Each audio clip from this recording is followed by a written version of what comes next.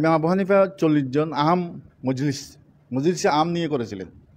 সেখান থেকে তাদের আলোচনায় যে সিদ্ধান্ত আসতো সেটা মজলিসে খাস 10 জন নিয়েছিল, সেখানে আসতো। এখানে এই যে 3 জনের নাম বলা হলো, ইমাম জুফর, ইমাম আবু ইউসুফ, মোহাম্মদ বিন হাসান সাইবানি, এরা প্রধান ভূমিকা রেখেছেন এবং ওনাদের মাধ্যমে ফিকহ হানাফি প্রতিষ্ঠিত লাভ করেছে, ইমাম আবু হানিফা প্রতিষ্ঠিত লাভ করেছে। মূল কথা হাদিস, কোরআন এবং হাদিসের পর ফিকহ যে সংস্কার করেছেন, যেখানে তাজবিজ বলা হয়, তদবিন বলা হয়, ইজাত বলা হয়, বের করেছেন পৃথিবীতে সর্বপ্রথম ইমাম আবু হানিফা। কে? ইমাম আবু হানিফা। এবং এই ইমাম শাফি বলেছেন আন্নাসু কুল্লুহুম আয়ালুন ফিল ফিকহ, ইমাম আবু হানিফা। সারা বিশ্বের মানুষ দেখুন ইমাম আবু হানিফার পরিবার কিসের মধ্যে? ফিকহের মধ্যে। এটা ইমাম শাফির কথা, এখানে উনি আরেকটা কথা বলেছেন, এই যে ইমাম মোহাম্মদ বিন সাইবানি, এটা তো ইমাম আবু হানিফার ছাত্র ছিল, কিন্তু ইমাম শাফির উস্তাদ। যেমন ইমাম মুসলিম ইমাম বুখারীর ছাত্র, ইমাম বুখারী ইমাম আহমদ বিন হাম্বলের ছাত্র, ইমাম আহমদ বিন হাম্বল ইমাম শাফির ছাত্র, ইমাম শাফি ইমাম মালিকের ছাত্র, ইমাম মালিকের ছাত্র এই আপনার আব্দুল্লাহ ইবনে মুবারক তার আগে ইমাম আবু হানিফার ছাত্র ছিলেন। তো আব্দুল্লাহ ইবনে মুবারক হাদিসের মধ্যে, ফিকহের মধ্যে যদিও বা ওনাকে আনা হয়, কিন্তু উনি হাদিসের মধ্যে ইমাম ছিলেন। হাদিসের পরিভাষায় সবচেয়ে বড় উঁচু টাইটেল আমিরুল মুমিনিন ফিল হাদিস, এটাকে বলা হয় আমিরুল মুমিনিন। যেমন ইমাম বুখারীকে বলা হয় আমিরুল মুমিনিন ফিল হাদিস। ইমাম বুখারী তো 194 হিজরিতে জন্ম, আর ইমাম আবু হানিফার জন্ম 80 হিজরিতে, অনেকে বলেছেন 70 হিজরিতে, অনেকে বলেছেন 61 হিজরিতে। প্রসিদ্ধ মত হলো 80 হিজরিতে, অর্থাৎ প্রথম শতাব্দীতে তিনি লোক। ইমাম আবু হানিফার যুগের অনেক বড় বড় ইমাম ছিলেন। ইমাম আউজাঈ, ওনার সাথে সাক্ষাৎ হয়েছে, এবং ইমাম সুফিয়ান সাউরি, ইমাম হাসান বাসরি, ইমাম শাআবি, এ ধরনের বড় বড় ইমাম আবু হানিফার যুগে ছিল। এদের সাথে ইমাম আবু হানিফার কোনো মতবিরোধ ছিল না, এবং ওনাদের সাথে অনেকের সাথে মোনাজারা হয়েছে। এখন সময় নষ্ট হয়ে যাচ্ছে, ম্যামরা চলে যাবে, এই জন্যে আমি এই বিষয়ের উপর আমি টপিক দিতে পারবো ইনশাল্লাহ। আমার অনেক এই বিষয়ের উপরই আছে, স্টাডি আছে, আমার বই আছে এই বিষয়ের উপর। তো কিন্তু এই জিনিসগুলো আমরা অনেকেই জানি না, কিন্তু পরবর্তীতে পর্যায়ক্রমে দেখা যাচ্ছে যে যত ফিকহ এবং হাদিসের ইমাম, একেবারে সুনন আরবা, এই যে তিরমিজি, নাসাই, ইবনে মাজাহ, আবু দাউদ, এগুলো সহ, এগুলো পর্যায়ে একজন।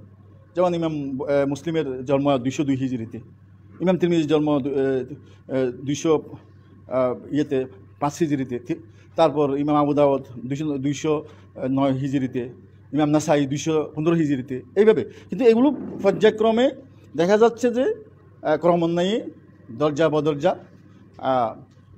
পৌঁছে যাচ্ছে কোন দিকে? ইমাম আবু হানিফার দিকে, অর্থাৎ ইমাম আবু হানিফা থেকে বের হয়েছে। কিন্তু আজকে ইউটিউব এবং ফেসবুক, এটা তোমরা আমাদের থেকে ভালো জানো, আমরা তো ফেসবুক বেশি ভালো করে চালাতে পারি না, তোমরা তো এগুলো ভালো জানো। এই যে বর্তমান যুগে ফিতনা ফাসাদ, গায়রে মুকাল্লিদ যারা বলা হচ্ছে, লামাজাহাবি যারা বলা হচ্ছে, এরা একটা ফিতনা ছড়াচ্ছে, বিশেষ করে ইমাম আবু হানিফার বিরুদ্ধে, হানাফি মাযহাবের বিরুদ্ধে। অথচ ইমাম আবু হানিফা বলে গিয়েছেন যেটা সহিহ হাদিস সেটাই আমার মাযহাব, যেটা সহিহ হাদিস সেটাই ইমাম আবু হানিফার কথা, তিনি তো বলেছেন। তো যাই হোক, আর এরা বলে যে ফিকহের দরকার নাই, ফিকহের প্রয়োজন নেই, ফিকহ বেদাত। তো ফিকহ বেদাত হলে তো কোরআন শরীফও বেদাত। রাসূল সাল্লাল্লাহু আলাইহি ওয়াসাল্লামের যুগে এভাবে যে কোরআন আছে বর্তমানে, এভাবে কোরআন ছিল না। কোরআন শরীফের জবাব যে ছিল না রাসূল সাল্লাল্লাহু আলাইহি ওয়াসাল্লামের যুগে, সাহাবায়ে কেরামের যুগে, খুলাফায়ে রাশিদিনের যুগে, পরবর্তীতে যে জবাব দেওয়া হয়েছে, তাহলে এটাও বেদাত। কোরআন শরীফের নুকতা এগুলোও ছিল না এক সময়, যে বা নিচে এক নুকতা তার উপর দিব, নুকতা সারা ছিল, এগুলো তো বড় হয়েছে, তাহলে সেটাও তো বেদাত। হ্যাঁ, এগুলো সবগুলো যদি এভাবে বেদাত বলা হয় কথা, তাহলে তো এখানে কিছুই থাকবে না। তো নামাজের কথা বলা হয়েছে কোরআনের মধ্যে, কিন্তু 5 ওয়াক্ত নামাজ যে ফরজ, 2 রাকাত ফরজ ফজর, 4 রাকাত জোহর, 4 রাকাত আসর, 3 রাকাত মাগরিব, 4 রাকাত এশা, এগুলো তো কোরআনের মধ্যে স্পষ্ট নাই। তো এগুলো তো হাদিস দ্বারা প্রমাণিত, এটা প্রমাণিত। এবং নামাজ আমরা কি পড়বো, কীভাবে নামাজ পড়বো, কেমনে পড়বো, এগুলো হাদিসের মাধ্যমে ফেকার মাধ্যমে এগুলাকে ব্যাখ্যা করা হয়েছে, ফেকার মাধ্যমে এগুলাকে কি করা হয়েছে, ব্যাখ্যা বিশ্লেষণ করা হয়েছে। তাহলে ফেকার প্রয়োজন আছে কিনা? তো এখানে এই যে উনি বলেছেন 3 ভাগের 2 ভাগ ইমাম আবু হানিফার মতের বিরুদ্ধে গিয়েছেন অথবা হানফি মাযহাব। যেমন তোমরা আমার উদাহরণ দিলে বুঝবে, ওই তরফাইন শুনেছ, শেখাইন, আরেকটা কি সাহেবাইন। এখানে তরফাইন একটা বলেছেন, ইমাম আবু হানিফা আরেকটা বলেছেন। তো তরফাইনের আলোচনা করে ফালাইহিল ফতোয়া বলা হয়েছে, ফালাইহিল ফতোয়া। ওই তরফাইন যারা বলেছেন এটার উপরেই মানে ফতোয়া নির্ধারিত করা হয়েছে। এখানে ইমাম আবু হানিফার মতকে প্রাধান্য দেওয়া হয় নাই। ইমাম আবু হানিফা যা বলেছেন শুধু তাই হানফি মাযহাবের ফিকহ এরকম বলা হয়নি। কিন্তু যারা এগুলা ভুল বুঝায়, এটা অশুদ্ধ, এটা ঠিক না, এটা কথা সহি না, এটা ফিতনা, এগুলো ফিতনা, এগুলো ফাসাদ। আমাদেরকে এগুলা থেকে সতর্ক থাকতে হবে। এখন আমরা মাদ্রাসায় পড়ে এখনও পর্যন্ত লেখাপড়া শেষ করতে পারিনি, পারবো না, যেহেতু লেখাপড়ার শেষ নাই, জ্ঞানের শেষ নাই। কিন্তু ইনারা বর্তমানে মাযহাবিরা যারা ফেসবুক দেখে এটা হাদিস সহি, এই হাদিস সহি না, হাদিস সহি, হাদিস সহি না, এটা বলে দিচ্ছে এরা কি থেকে, ফেসবুক থেকে। তাহলে এই যে কিতাবগুলো সিহাসিতার এই সারা এই যে হাদিসের কিতাব এসব এগুলো তাহলে তার প্রয়োজন নেই, ফেসবুকে বলে দিচ্ছে এটা সহি, এটা শুদ্ধ, এটা অশুদ্ধ, এইভাবে বলে দিচ্ছে। আমরা বুখারীদের একটা প্রোগ্রামে গেলাম, এখান থেকে আসলাম, সেখানে আমি বলেছি ইমাম আউজাউইর সাথে ইমাম আবু হানিফার মক্কা শরীফের মধ্যে একবার মানাজারা হয়েছিল। ইমাম আউজাউই রাফি দাইন হাতুলার পক্ষে হাদিস বর্ণনা করেছেন, ইমাম আবু হানিফা নাতুলার পক্ষে বর্ণনা করেছেন। তো এখানে রাবি বর্ণনাকারী, যেটাকে সনদ বলা হয়, তো এখানে ওনারা দুজনেই 3 জন 4 জন করে রাবির নাম দিয়েছেন। তো ইমাম আউজাউই বলতেছেন যে আপনার সনদ তো আমার সনদের চেয়ে আওলা, উত্তম। তাতে কীভাবে? আপনার আব্দুল্লাহ ইবনে মাসউদ থেকে হাদিস তিনি বর্ণনা করেছেন ইমাম আবু হানিফা, ইমাম আউজাউই ইমাম নাফে থেকে বর্ণনা করেছেন। তো যাই হোক, তো তিনি বলছেন যে আপনার রাবিগুলো, বর্ণনাকারীগুলো এরা মুহাদ্দিস এবং ফকিহ, মুহাদ্দিস এবং ফকি, মুহাদ্দিস এবং ফকি যদি রাবি হয়, বর্ণনাকারী হয়, তাহলে ওই হাদিস, ওই সনদ উত্তম, ওইটা তো উত্তম। শুধুমাত্র মুহাদ্দিস হলে তার চেয়ে উত্তম। যেমন সাহাবায়ে কেরামদের মধ্যে ফকি ছিলেন মাত্র 30 জন, তাদের মর্যাদা আলাদা। যেমন সেখানে আব্দুল্লাহ ইবনে মাসউদ ছিলেন, সেখানে আব্দুল্লাহ ইবনে মাসউদ ছিলেন। আব্দুল্লাহ ইবনে মাসউদকে হযরত ওমর রাদিয়াল্লাহু তাআলা আনহু কুফাতে পাঠিয়েছিলেন মুআল্লিম হিসেবে। কুফা শহর ইজাদ করেছেন, বানিয়েছে, সংস্কার করেছেন হযরত ওমর। এই কুফার মধ্যে আব্দুল্লাহ ইবনে মাসউদকে পাঠিয়েছিলেন, চিঠি লিখে দিয়েছিলেন যে আমি যে লোকটাকে তোমাদের কাছে পাঠাচ্ছি তিনি জ্ঞানে গরিমায় আমার চেয়ে উত্তম। হযরত ওমর বলেছিলেন। এই আব্দুল্লাহ ইবনে মাসউদের ছাত্র হযরত হাম্মাদের ছাত্র ইমাম আবু হানিফা।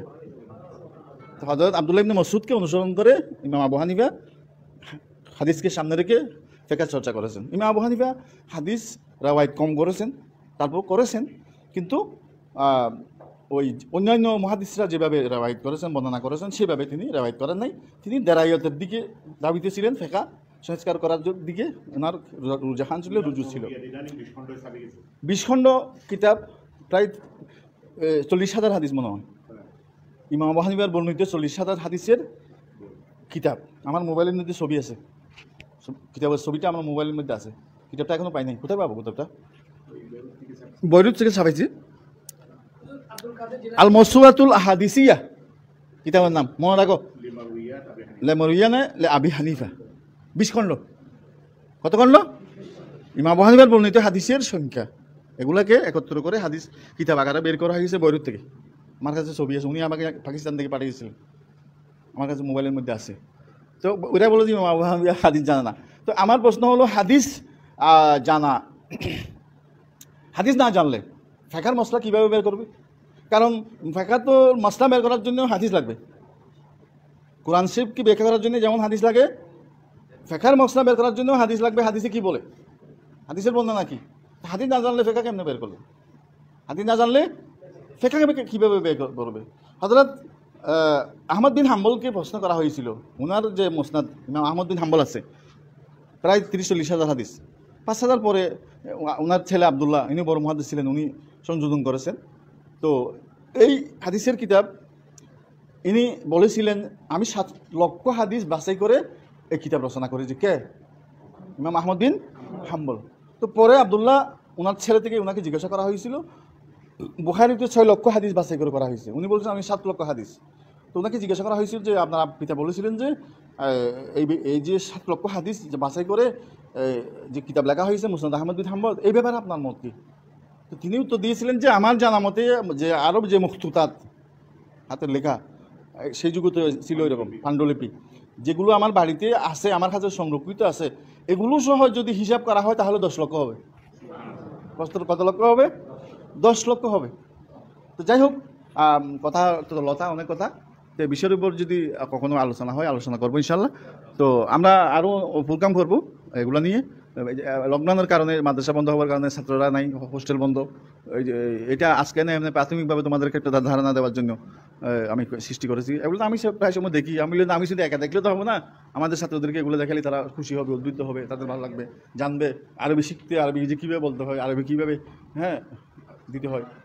তো ইমাম আবু হানিফার ব্যাপারে আরেকটা কথা বলে আমি শেষ করে দিচ্ছি, সেটা হলো, তো এরা বলে যে ইমাম আবু হানিফার সাথে হাদিসের জ্ঞান নাই, যারা বলে আর কি, আমি তাদের নাম নিতে চাই না, আমাকে জানি না, আমার নামটা মুখ দিয়ে আসে না। তো যাই হোক, না আসাটা ভালো, নাম আসলে তো তাদের নাম প্রচার হয়ে যায় না। তো ফহিমা মান ফহিমা। তো এখন কথা হলো, ইমাম আবু হানিফার ফিকা কী করেছেন? ইজাদ করেছেন। তাহলে ইমাম আবু হানিফার ফিকা যদি ইজাদ করা হয়, ফিকা তো ইমাম আবু হানিফার আগে ছিল না, তাহলে তিনি কোন জ্ঞান অর্জন করেছেন? কিসের জ্ঞান অর্জন করেছেন? আমি প্রশ্ন রাখলাম, তোমরা উত্তর দাও, কিসের জ্ঞান অর্জন করেছেন তিনি? হ্যাঁ, কোরআন এবং হাদিস, যেহেতু হাদিসের চর্চা ছিল। আর ইমাম আবু হানিফার যুগে হাদিসের এত বেশি রেওয়ায়ত ছিল না সেই যুগে, এবং সেখানে হাদিসের এত ফিতনা হয়েছে, মজু হাদিস হওয়া, জাল হওয়া, জফে তাদিরের যে বিষয়, হাদিস যাচাই বাছাই করার, এগুলোর তখন যুগে প্রয়োজন ছিল না। প্রথম যুগে তো ওই জিজ্ঞাসা করার কথা না, এটা কে বলেছেন, কার থেকে শুনেছেন, এরকম কি করা হতো না, এগুলো যাচাই বাছাই করা হতো না। এগুলো তখন ছিল খায়রুল কুরুন। হ্যাঁ, এটা সোনালী যুগ ছিল। সাহাবায়ে কেরামরা কি মিথ্যে বলবে? সাহাবায়ে কেরামরা তো মিথ্যে বলবে না। আসহাবি কুল্লুহুম আদুলুন, এরা তো মিথ্যা বলতে পারে না, আর যারা মিথ্যা বলবে এরা তো সাহাবি হতে পারবে না, এটা কীভাবে সম্ভব? তো উনি সাহাবিদের সাক্ষাৎ পেয়েছেন। যত প্রসিদ্ধ ইমাম রয়েছে, প্রসিদ্ধ ইমামদের মধ্যে ইমাম আবু হানিফাই একমাত্র তাবি। আরও মজার বিষয়, ইমাম আবু হানিফার পিতাও তাবি, সাবেত। ওনার পিতা, সাবেতের পিতা দাদা ইমাম আবু হানিফার, ওনার নামও ইসলাম ধর্ম গ্রহণ করার পরে নৌমান, ওনার নামও নৌমান। ইমাম আবু হানিফার আসল নাম নৌমান, দাদার নামও নৌমান। ওনার নৌমানও ছিলেন তাবি। নৌমান ছিলেন কি? তাবি। ইমাম আবু হানিফার দাদা, ইমাম আবু হানিফার পিতাকে ছোটোবেলা বাচ্চাদেরকে হযরত আলী রাদিয়াল্লাহু তাআলা আনহুর কাছে নিয়ে গিয়েছিলেন দোয়া নেওয়ার জন্য। নৌরুজ ছিল, নববর্ষ ছিল, ফালুদা নিয়ে গিয়েছিলেন সাথে, মানে সুস্বাদু খাবার খেয়ে খুশি হয়ে সাহাবাতের জন্য, সাহাবাতের বংশে যারা আসবে তাদের জন্য তিনি দোয়া করে দিয়েছিলেন। সেখানে ইমাম আবু হানিফা পড়ে গেছেন। কে দোয়া করেছেন? হযরত আলী। কে করেছেন? হযরত আলী। যেরকম হযরত হাসান বসরির জন্য দোয়া করেছেন হযরত উমর রাদিয়াল্লাহু তাআলা আনহু। হযরত উমর রাদিয়াল্লাহু তাআলা হাসান বসরিকে কুলে নিয়েছেন। চেহারা দেখে বলতেছেন, ছেলেটা কত না সুন্দর, ফাসাম্মুহুল হাসানা, তোমরা এই ছেলের নাম কি রাখো? হাসান রাখো। কথা বুঝতেছো? আরও অনেক কথা আছে ইমাম হাসান বসরির কথা, আমি ওদিকে আর যাচ্ছি না। তো যাই হোক, আগামীতে আমরা বড় করে উলামায়ে কেরামদেরকে দাওয়াত দিয়ে আমরা এভাবে অনুষ্ঠান করব। এইভাবে এই ধরনের আমরা ডিসপ্লে আমরা নিজস্ব এগুলো এখানে ফিটিং করব, তারপর এগুলো দেখা হবে। এবং এটার উপর এখানে কয়েকটা সেমিনার হওয়ার কথা, লকডাউনের কারণে, করোনার কারণে কয়েকবার প্রোগ্রাম ছিল, কিন্তু আমরা করতে পারতেছি না। যাই হোক, আল্লাহ তাআলা আমাদেরকে যথাযথভাবে এলমে নববী রাসূল ইসলামের রেখে যাওয়া এলমে, এর প্রকৃত ওয়ারিস হওয়ার আল্লাহ তাআলা আমাদেরকে তৌফিক দান করুন। আলহামদুলিল্লাহি রাব্বিল আলামিন। আসসালামু আলাইকুম ওয়া রাহমাতুল্লাহি ওয়া বারাকাতুহু।